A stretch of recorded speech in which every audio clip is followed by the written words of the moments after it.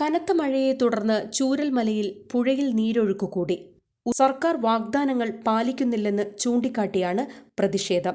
മണിക്കൂറുകളായി ഭയപ്പെടുത്തുന്ന സാഹചര്യമുണ്ടായിട്ടും അധികൃതർ തിരിഞ്ഞു നോക്കുന്നില്ലെന്നും നാട്ടുകാർ പറയുന്നു.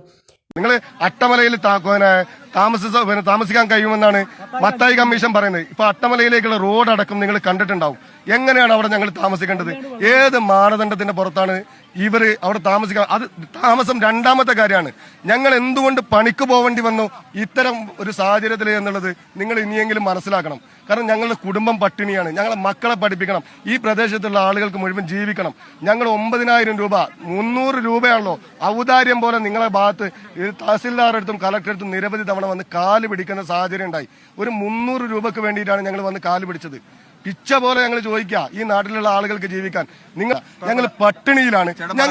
മേഖലയിലെ ആളുകളുടെ അവസ്ഥ കണ്ടില്ലെന്ന് നടിക്കുകയാണ് സർക്കാർ എന്നും നാട്ടുകാർ ആരോപിക്കുന്നു.